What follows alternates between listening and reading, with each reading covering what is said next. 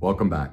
In today's video, I'm going to talk about the importance and the difference between negotiables and non-negotiables when it comes to codependence recovery. Now, the first thing we have to recognize is to know our negotiables and non-negotiables, we must know what our morals and values are.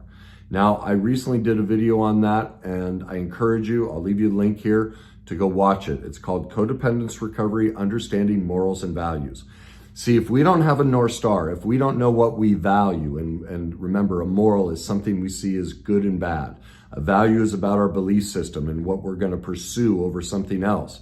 So if we don't know what we value at a high level and what we see as good or bad, then how do we know if something is negotiable in our life or non-negotiable? So it's critical that we go through that video and those exercises that I give you to navigate that so we can determine our negotiables and non-negotiables. All right, so let's get to what a negotiable is. Well, it's pretty simple. It's something we're willing to compromise on, that while we may have a strong opinion, we can be moved. We won't, there's that old saying, don't throw the baby out with the bathwater.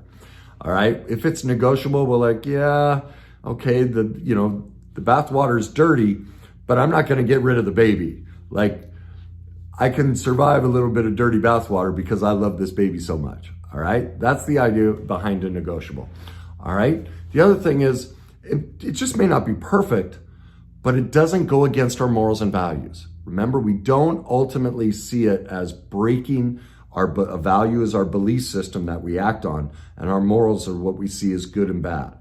And so it might be in that more gray area, but it doesn't rise to where it's like, no, I can't do this, okay? So what are some examples of a negotiable? Well, let's say in a relationship, maybe you're not as concerned with how clean they keep the house. Like, it's negotiable. Like, yeah, maybe I like it picked up, but I don't need it spotless. Or maybe how often somebody drinks. Maybe it just doesn't matter to you. It's negotiable that they can come home and have a drink every night after work, or once a week or once a month. Like, there's an amount in there that you find negotiable, that you're willing to live with. Or foods they like. Or maybe table manners. You're like, I could care less if there's food flying everywhere, elbows on the table, shoveling it. Like, it just, I don't even see it. I don't even notice it. I don't know. That's negotiable to you. All right. Maybe it's activities. Some people, it's just, they have to pick somebody that they share the same activities. Like, that's very important for them to be in a relationship. Others, it's complete opposite. They don't want to share anything. They want to have this intimate time together, but they want a lot of separation to be able to do their own. Where do you fall on that? What's your moral and value? And is this negotiable or non-negotiable? Same thing with careers. Maybe for you personally, you're like, there's certain careers I would never, ever do. But other ones, it's like, well, there's some problems with this career, but on balance, it's negotiable. It meets most of my values. And I don't see it as morally bad if I do this, okay? So that's how we navigate what's negotiable, all right? So what about non-negotiables? How do we determine that? Well, that's something that just flat out goes against our values. Remember, our values are our belief system, that this is how I believe the world should be in all these different areas of my life, and I will not sacrifice it. And because I won't sacrifice it, I see any attempt to get me to change this is bad. That's my moral. Remember, morals are about good versus bad. And so any request or any occupation or any food or table manners or drinking or whatever, if it's non-negotiable, like an example for me is, I'm a recovering alcoholic. But if someone wanted to have a drink once a week, maybe get drunk a couple times a year, that's negotiable to me. Anything beyond that, non-negotiable. If they have to have a drink to be around me, non-negotiable as a friend or someone to date. Wouldn't go near it. Couldn't have it in my life. Now, here is something that has no negotiation in my life. Any type of drug. I know the whole world is smoking pot now, eating edibles. Everyone, their values are, it's great for you. My value is, I know the science, it's terrible for you. Therefore, my moral is, it's bad. I also know that anyone that's on that stuff, they're not present. You can't have a relationship with them because they're not in reality. They're stoned. They might as well be taking drugs or be drunk. They're not present. Well, I want a relationship with somebody who's present. That is non-negotiable. Now, isn't it funny? I mean, a lot of people would say, well, what's the difference between pot and alcohol? They're both mind-altering substances, but it's just something about, well, I saw a lot of drug things growing up, and my value on that is that leads to really destructive behavior. Both do, but I can't have that in my life. And so I have placed a higher value belief system on pot and it not being, or any type of drug being in my life, a higher value on that than alcohol, even though I grew up with an alcoholic mother and I'm a recovering alcoholic myself. It's funny how these things work out for us. Now, again, that doesn't make me right. It's just mine, and you get to have yours. Yours may be the complete opposite, and that's what I want you to look at or suggest you look at so you can honor it, okay? Number 2, if we allow this behavior, we are actually angry at ourselves, not the other person. And this is the part that really messes people up in relationships, is because they've never sat and looked at their morals and values and their negotiables and non-negotiables. They end up in relationships with people that are pot smokers. Like, I have a client, her moral and value around pot is the same as mine, yet she's married to somebody who smokes it a lot. No one taught her to sit down and navigate these questions. And so now she's with somebody who's doing something that's non-negotiable. Well, that's not his fault. And see, that's what, because of codependence, we'll blame the other person. I don't like this. You should love me and you should quit. Well, no, he smoked pot the first date. She told me the first date he got stoned. She knew he was a pot smoker. Now he's hid it most of their marriage, but she knows he smokes pot.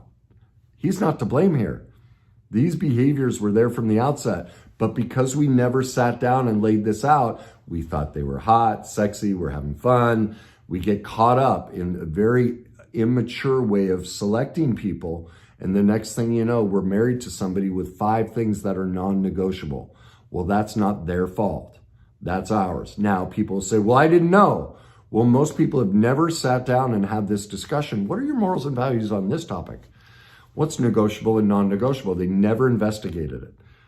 Also, most people, even though they deny it, they saw the signs early on and they just don't want to own their side of the street. That's the codependent piece. They're always looking to blame the other person. That's a big factor in codependence. If you watch my other videos, they won't take ownership.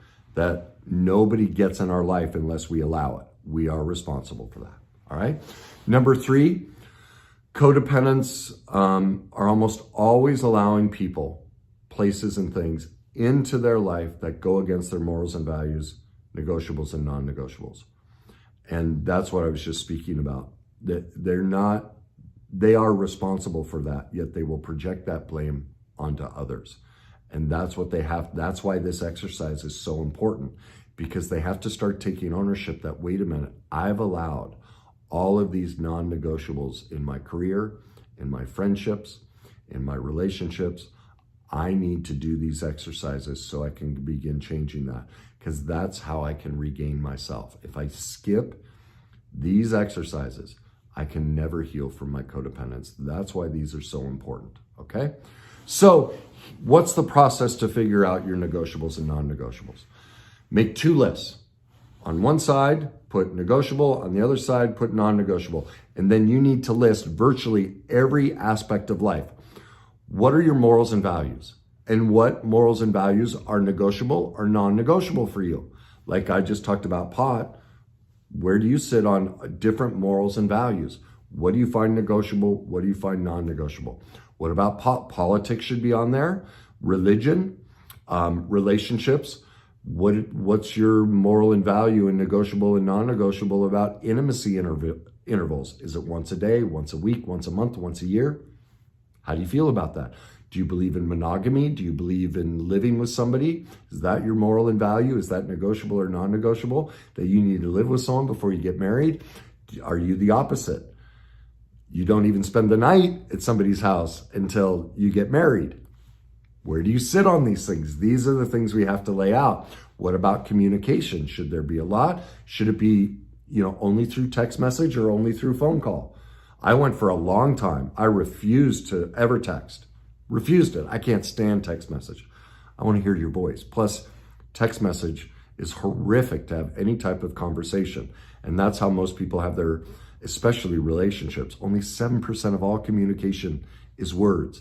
And yet people they're running their business and having relationships and dating through text message. It just blows me away. And everyone wonders why they can't find somebody. They're using the least effective form of communication.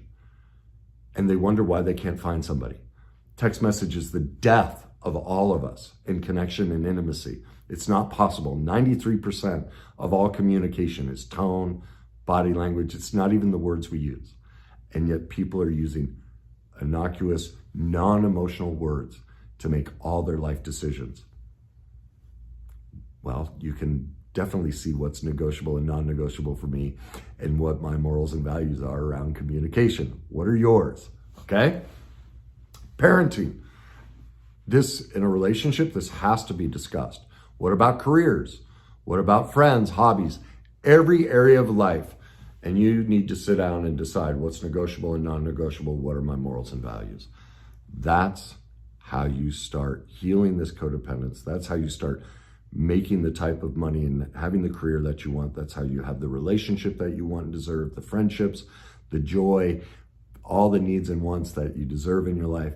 If you don't do these exercises, you're whistling blind, That's not actually a great analogy, but I mixed up two of them at the same time. You're whistling Dixie, right?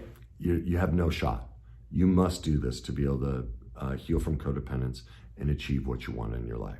Okay, so if you think that'll help somebody, please share it. Leave me your comments. Let me know maybe what some of your negotiables and non-negotiables are, or how crazy mine are. I'm open to that. And finally, if you like this type of content, please subscribe. And as always, enjoy the journey.